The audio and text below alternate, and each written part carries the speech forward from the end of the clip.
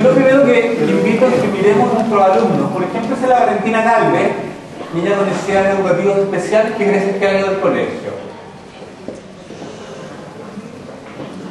Ese es el Bastián Neira, alumno de 5º año básico, 13 años, va a egresar el año 2014 del colegio. Ese es el Nicolás Madrid, tan pre-kinder, va a egresar el año 2020 del colegio. 2020. Entonces, la pregunta que yo me hago para poder pensar en educación es: ¿cuál es el mundo que a ellos les va a tocar vivir? ¿Cuál es el mundo que les tocará vivir? ¿Y cuál es la educación, por lo tanto? ¿Cuál es la educación que ellos necesitan para vivir en ese mundo que les va a tocar vivir? Como primera pregunta. Pero no es la única pregunta, porque también nos hacemos la pregunta del rol de educadores y de la responsabilidad de tener un colegio de esta, que no es cuál es la educación que ellos necesitan para el mundo, sino cuál es la educación que el mundo necesita. Y es una súper importante pregunta que está en nuestro proyecto educativo. Porque si no, la educación se nos convierte solamente en capacitación, y no es lo que buscamos en este espacio educativo. Entonces, una mirada rápida para sacarnos los sentidos comunes, digo yo. En la antigüedad yo agarraba a mi hijo, se lo pasaba al chamán de la tribu, el chamán de la tribu se lo llevaba 6 meses y me devolvía al hijo y me decía: toma, ¿estás listo para cazar mamut? Entonces la pregunta obvia es: ok, ¿quiénes son los chamanes de la tribu hoy día? ¿Son solamente los colegios? ¿Qué pasa con la televisión? ¿Qué pasa con la familia? Segundo, ¿basta con enseñar a cazar mamut? ¿Cuáles son los mamuts de hoy día? Otra buena pregunta. Tercera, ¿basta con enseñar a cazar mamut? Me voy a saltar, esto es una simplificación, los profesores de historia cuando lo vieron cantar de alguna manera. Me está fallando la tecnología. Durante mucho tiempo, durante la Edad Media, gran parte de la educación consistía en lo que se llaman los juglares. Primero una educación de élite, donde llegaban, los juglares se juntaban con los niños alrededor de ellos, y la educación que consistía en contar una historia que estaba escrita en verso, de manera que los niños pudieran aprendérselo de memoria. ¿Y cuánto sabías tú? Tenía que ver con cuántos libros de memoria te sabías. Obviamente nuestro sistema cognitivo, nuestro cerebro era distinto al que tenemos hoy día para aprenderse libros de memoria. Esto obviamente cuando se viene la revolución de la imprenta, los juglares fueron los grandes opositores de la imprenta, porque decían que uno de los problemas que tenía la imprenta es que los niños iban a estar encerrados leyendo y que iban a dejar de socializar en las clases. Cualquier coincidencia con otras cosas que vemos hoy día es solamente coincidencia. Vamos a buscar métodos más tradicionales para eso. Y esto es lo que a mí más me preocupa, que es la educación que hoy día tenemos, la que yo llamo la educación fábrica. Post-revolución francesa, con los principios de libertad, igualdad y fraternidad, era necesario que la escuela, la institución escuela, llegara a todas partes, el principio de igualdad, el modelo que se conociera desde la fábrica, y por lo tanto lo que se inventó fue una fábrica. Y si ustedes piensan, los sistemas educativos más allá de este colegio, es una cadena de producción, donde el que parte en playgroup termina en cuarto medio, los alumnos, que son unas cajas vacías, van pasando por esta cadena productiva donde hay un profesor obrero que se para frente a esta cadena productiva y tiene que poner ladrillos de conocimiento dentro de estas cajas vacías. El buen profesor, por lo tanto, no es el que sus alumnos aprenden, sino el que pone todos los ladrillos que corresponden dentro de la caja. A su vez, si la caja por alguna razón es distinta, me va a echar a perder mi proceso de certificación de calidad, tengo que sacarla en la cadena productiva. Y ese es el modelo educativo que tenemos. Entonces el discurso de los profesores es un discurso obrero, donde a su vez solamente ellos no están dispuestos, ellos no pueden inventar, simplemente tienen que poner los ladrillos de conocimiento que otros les dicen que tienen que poner. Y este es el modelo. Y en esto hay harta claridad, hay harto consenso. Pero la pregunta es: ¿ok, cómo salimos de esto? Pero el modelo está. Gracias por la ayuda. Entonces aquí viene una pregunta que nosotros nos hemos mucho hecho en este espacio. Es: ¿para qué educamos? Sí, para que tus hijos desarrollen habilidades. Sí, pero habilidades ¿para qué? Sí, habilidades que permitan desenvolverse en un mundo cambiante, pero ¿para qué? Sensibilidad a algo, ¿para qué? Que lo voy a apuntar. Nos voy a invitar que piensen en sus hijos. Y yo les voy a decir dos cosas que para mí me preocupan. Nuestros niños tienen cosas maravillosas los que están en este espacio. Maravillosas. La creatividad, el pensamiento crítico, un montón de cosas. Pero hay dos cosas que a mí me preocupan que no tienen. Una que tiene que ver con un apoderado me lo decía otra vez, le decía a nuestros alumnos tienen excelentes capacidades argumentativas, pero pocas capacidades reflexivas. Eso yo lo junto a su vez con que nuestros alumnos no tienen temple. Tienen mucha flexibilidad emocional y poca fortaleza emocional. Es una deficiencia que compartimos en el equipo de profesores y que vemos que estamos haciendo ahí. Hay un desafío. Pero hay otro desafío que también me preocupa mucho, que no es un desafío de este colegio, es un desafío de esta sociedad en que nos tocó vivir, de esta época histórica, llamado lo que se llama nihilismo. Yo observo dos tipos de nihilismo en este colegio y en esta sociedad, en esta generación. Uno, que es el mundo no nos gusta como está, por no ocupar otras palabras más rudas que ocupan nuestros estudiantes, está en el mundo, por lo tanto yo no quiero vivir en ese mundo y mi solución es que me bajo. ¿En qué consiste que me bajo? Voy a un carrete y tomo hasta quedar curado y a eso lo llamo diversión. En eso consiste el carrete. En su extremo máximo, para ironizarlo, me inyecto mostaza y hago la autodestrucción de mi propio cuerpo. Ese es un tipo de nihilismo que tengo.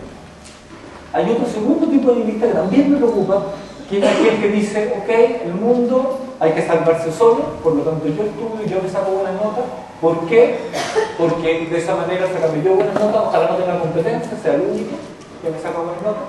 ¿Para qué? Para entrar a una carrera. ¿Para qué? Para tener una buena situación económica. ¿Para qué? Para comprarme la 4x4 y la motoporada de agua, donde el otro no aparece.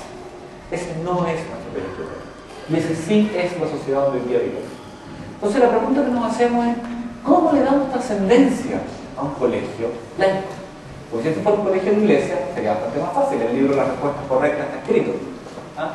Pero aquí, ¿cómo lo hacemos? Bueno, entonces este colegio tiene una opción. Y quiero declararla súper fuerte, que la opción de este colegio es que educamos para cuidar la vida. Ese es el foco de eso. Y aquí detrás de esa frase todos podrán comprender y todos podrán escuchar cosas distintas, pero todos nos hace sentido. Entonces, esa es la misión de este colegio en cuanto al para qué educamos. Cuidar la vida. Pero surgen otras preguntas. Y vuelvo a la pregunta, ¿cuál es la educación que este mundo necesita?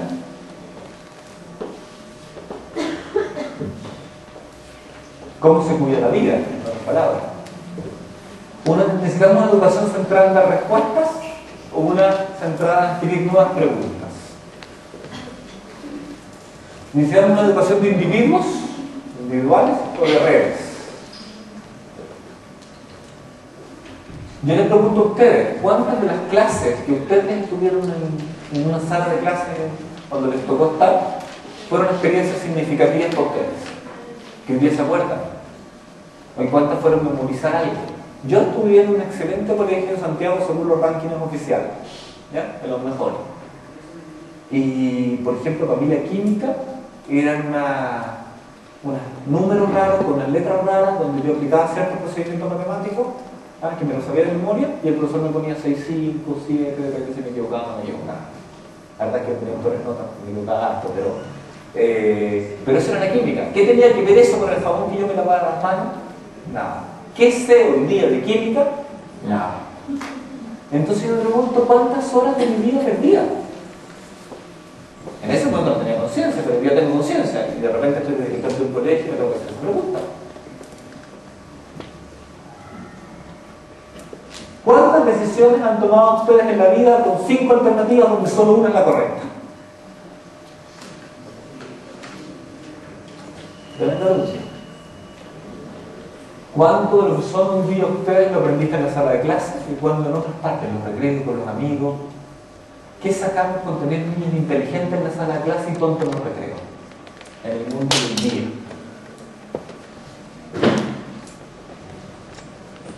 ¿Qué prefieren? ¿Que sus hijos aprendan un pasado perfecto o que aprendan a innovar? ¿Cuáles son hoy día las habilidades centrales para vivir en este mundo? ¿Dónde se estudia para ser Ronaldo, Madonna, Gandhi, María Montessori, Mohan Newman, Alberto Hurtado, Al Gore, Gabriela Mistral? En Japón. ¿Dónde se estudia para tener liderazgo, para ser capaz de un mundo de 6.000 millones de habitantes, poder levantar una bandera y decir aquí estoy yo? ¿Cómo se enseña eso? Más que cómo se enseña, cómo se aprende. Esta es una pregunta para nosotros los que estamos en la educación central. ¿Qué es lo que realmente enseñamos?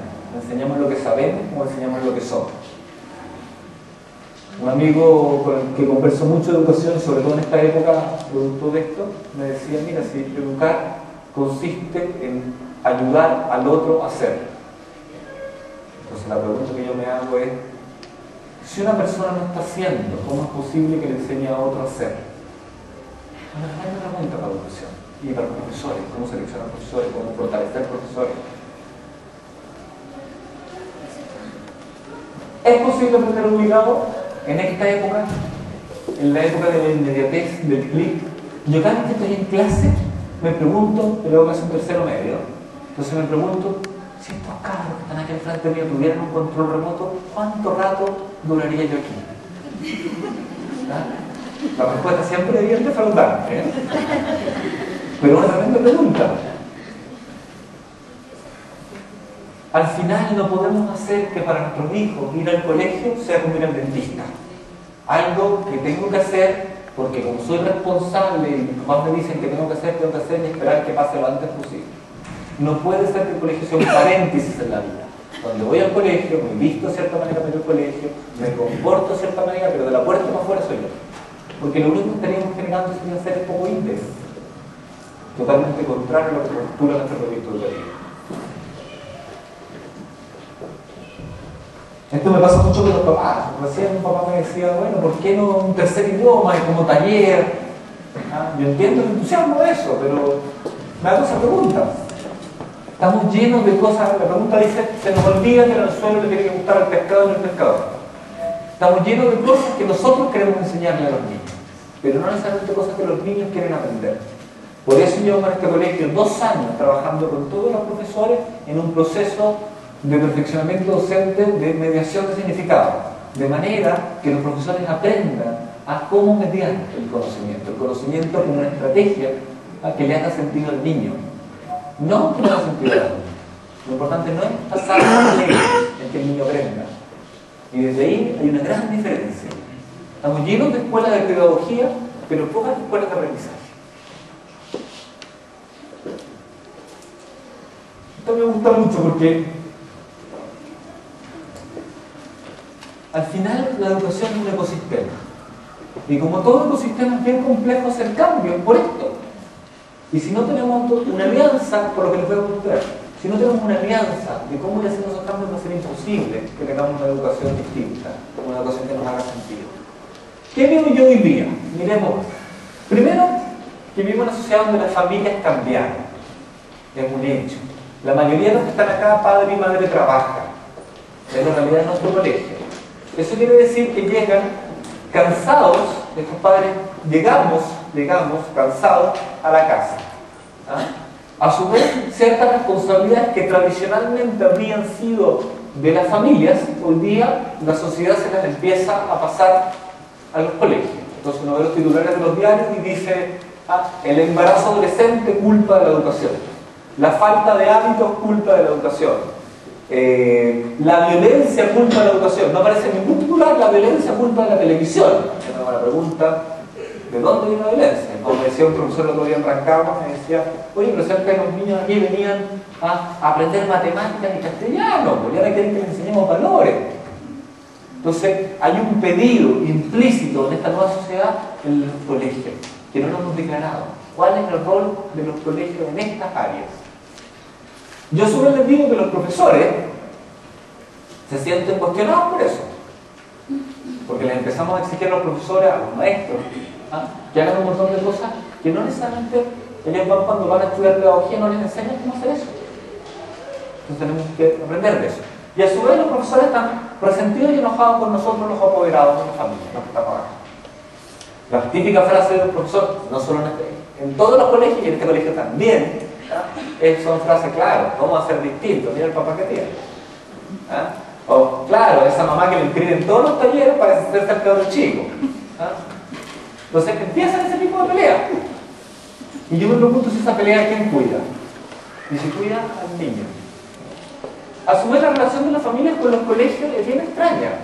Porque, pero la relación de la familia con los profesores es cuestionadora. Pero con el profesor que ve a mi hijo es súper cercano. Son los más confiables según todas las encuestas. Entonces hay unas paradojas ahí que se dan cuando uno analiza los datos, bien complejas. La familia con los colegios, ¿qué es lo que empieza a pasar?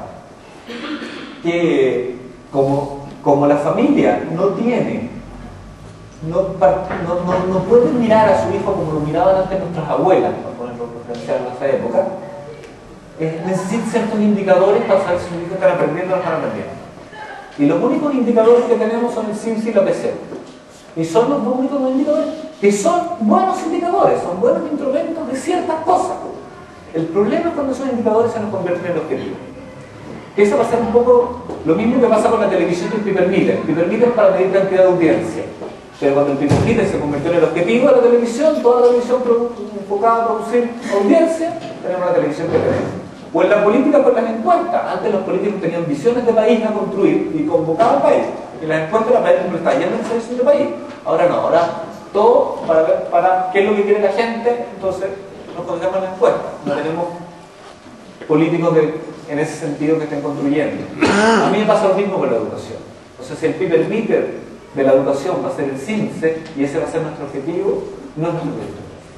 Eso no quiere decir que el CINCE no nos importa, nos importa y mucho. Y mucho, es un gran instrumento. Está bien diseñado, está bien hecho para medir ciertas cosas que nos interesa ir mejorando, pero no va a ser nuestro foco. No va a ser nuestro foco. ¿Qué es lo que empieza a pasar? Obviamente yo sí me preocupo del CIMSS y del PSU, porque si no las familias empiezan a ver los resultados. Nosotros decimos, no es nuestro foco, con súper claridad, para saber los resultados y partimos todos corriendo a comprar la segunda vez como no fue. O sea, vivimos en este mundo todo el tiempo. Fíjense que además la relación con el ministerio es bien extraña, porque el ministerio tiene unas cosas que se llaman planes y programas. Este colegio declara que sigue los planes y programas. Pero la verdad es que lo seguimos ahí nomás. O sea, en varios ramos sí y en otros no. En algunos nos hace sentido y en otros no. Entonces ahí es una declaración que hay que hacer con los padres.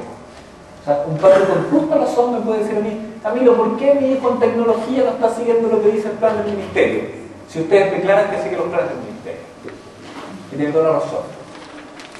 No estamos totalmente de acuerdo. Porque este colegio tiene vocación de tener programas propios. Si tú conversas con nuestros educadores, todos dicen que no tiene sentido el compartimiento de la información, como lo entendemos, que podríamos hacer otras cosas, pero necesitamos una alianza padres-colegios para discutir estos temas. No es un tema menor el tema de los planes y programas del ministerio. A su vez, el ministerio nos pone un montón de exigencias, y quiero ser súper claro que este colegio miente, con toda la gravedad que eso tiene. Es más, todos los colegios mienten. Los sistemas para manejar colegios, todos tienen incorporadas las mentiras. Dice, ramo para el ministerio, ramo nombre interno. ¿Cómo se promedian estos dos ramos para el ministerio? Entonces todos jugamos, profesor que hace el curso, profesor firmante. Entonces, ¿se dan cuenta de lo delicado de la situación que en una institución donde estamos educando, mintamos? Pero este colegio no. Quiero dejarlo claro, porque no tenemos otra manera de hacerlo. Hacer planes y programas propios para no mentir es una pega de una locura y supone que sabemos lo que queremos hacer y no que estamos en esa búsqueda. Y efectivamente tenemos un camino, pero hay que probar. ¿Qué pasa? No es un ejercicio intelectual hacer programas propios, es un ejercicio en la práctica. Los únicos colegios que tienen programas propios son colegios que han traído los programas de otros países, no que los han desarrollado acá. ¿No? Debe haber alguna excepción que no conozco. Es más de ahí una excepción.